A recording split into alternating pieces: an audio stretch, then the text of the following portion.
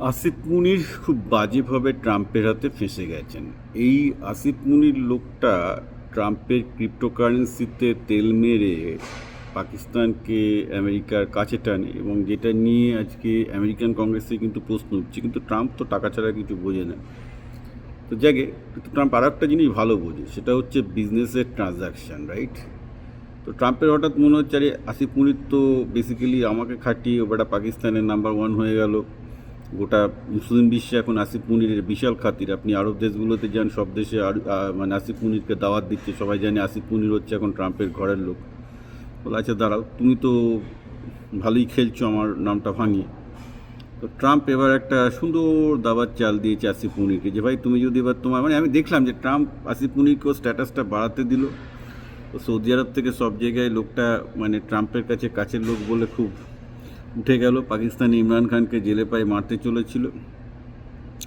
এইবার ট্রাম্প দেখলো যে এইবার হচ্ছে পুরো দাবার চালটা দিতে হয়। কালকে ট্রাম্প আসিফ মুনিরের সাথে সম্ভবত কথা হয়নি।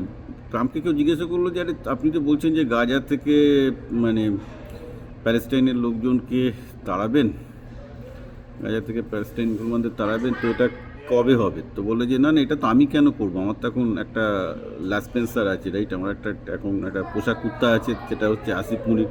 বলে এটা আমি কেন করতে যাবে? তো আসিফ মুনিরকে বলে দিলে আসিফ মুনির পাকিস্তান থেকে সৈন্য পাঠিয়ে করে দেবে। এবার বুঝুন, গাজাতে গাজাতে ট্রাম্প বা ট্রাম্পের অ্যাসোসিয়েটরা রিয়েল এস্টেট বানাতে চান, এবং ট্রাম্পকে, এবং তারা তার জন্যে মানে গাজাকে পুরো ওখানকার যত প্যালেস্টাইনিয়ান আরব লোকজন আছে তাদেরকে ওখান থেকে সরিয়ে ওই জায়গাটা সুন্দর একটা রিয়েল এস্টেট এনক্লেভ বানাতে চায়।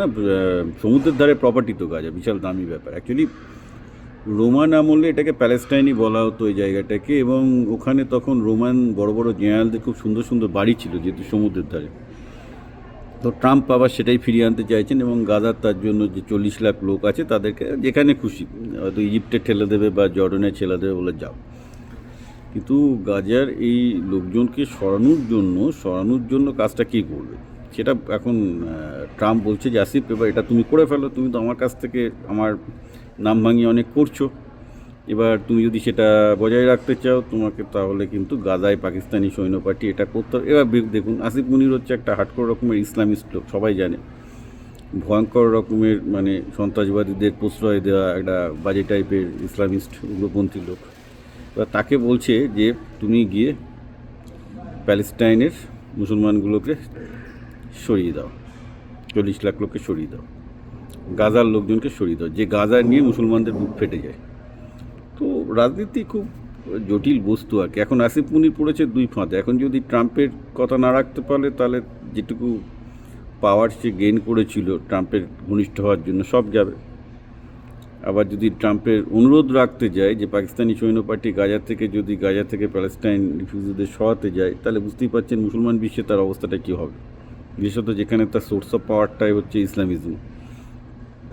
তো এটা খুব কঠিন পরিস্থিতির মধ্যে পড়েছে আসিফ মুনির। তো যা হয়, অতি চালাকের গলায় দড়ি একেই বলে, এবং ক্ষমতার খুব কাছাকাছি থাকতে নেই, ক্ষমতার কাছাকাছি থাকলে এই হবে আর কি। এখন দেখা যাক এই লোকটা কী করে সামাল দেয়।